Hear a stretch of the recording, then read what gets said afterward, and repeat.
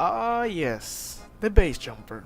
It's a backpack item which is a complete piece of trash that is completely useless in any way. In this video, I am going to talk about this garbage, why is it trash, and how can we make the weapon not garbage. Without further ado, let's start. By the way, this video was a recommendation by this guy in the back burner rebalance video. Let's talk about the weapon's uses. The weapon doesn't have any stats, so let's just talk about its use. The weapon only had one job, and that's to slow your fall.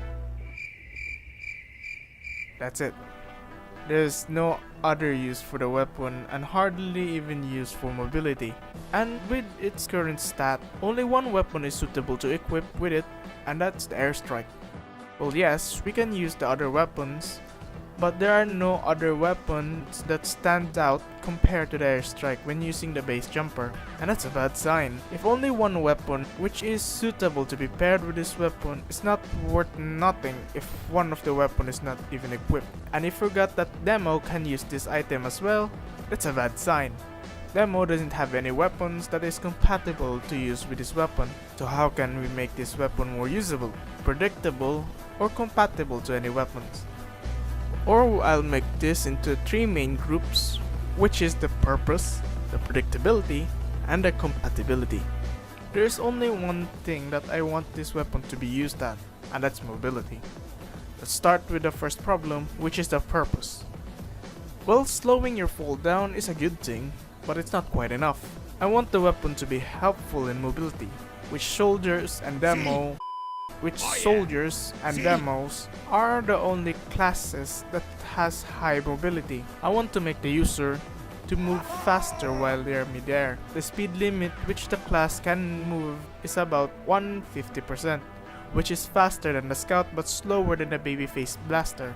You might be saying that's the problem of the weapon before it was nerfed. Well, it was, but it will not be the same with the old base jumper.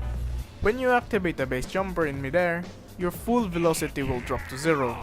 Yes, even you are rocket jumping, your velocity will drop to 0. And in order for you to move, you had to press the forward button or the W key to gain momentum, and backward button or the S key to slow down. Similar to bumper cars where you can use it in the Carnival of Carnage in the Halloween events.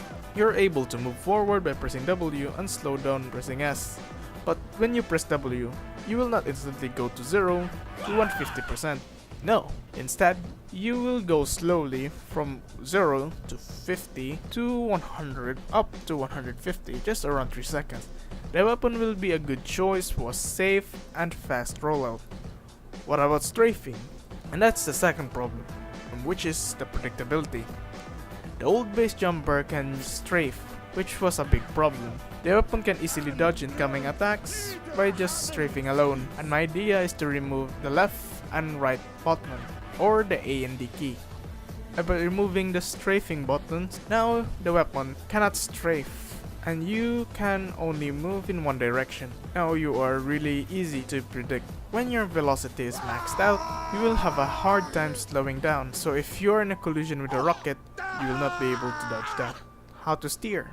Well, you can only change direction if you stop and look to another direction and press forward. With this, you will be really predictable. You cannot easily change direction. You will take a risk where you had to be stationary in midair just to change direction. And now we're down to the third part, which is the compatibility. How will the other weapons respond to this weapon? Well, it's still the same. There is no significant advantage. You can still use the other weapons, bombard the enemy from above, and the airstrike will rely on the weapon to maximize its use. I think I'll rebalance that weapon another time. But in addition, you can now cancel the parachute while in midair. But the downside is that the moment you disengage, you will not be able to activate the parachute.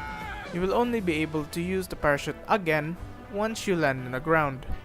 And if you fall while disengaging, you will suffer 3 times fall damage just as punishment for disengaging while in midair.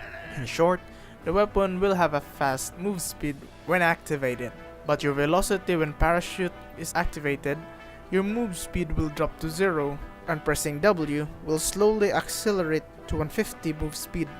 will only have one direction when moving. Or let's just say you cannot strafe left or right while parachute is active. And in order to change direction, you will have to stop and look to another direction in order for you to change your destination. However, you cannot instantly stop. While you are moving in a high velocity, slowing down will take time. And if you are in a low velocity, you can stop very quickly or vice versa.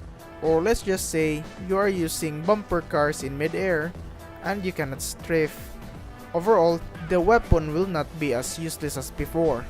The weapon can now be used for a fast and safe rollout, but sacrificing the secondary weapon as an exchange for a high mobility. However, you will be so predictable that anyone could predict where you're going, but you can move really fast while in midair, which will encourage a new playstyle which I'll call bomb and go, or nuke and scoot, and you can disengage from the parachute when needed. Doing so will have a penalty as well, which is increasing the damage you take from a fall damage.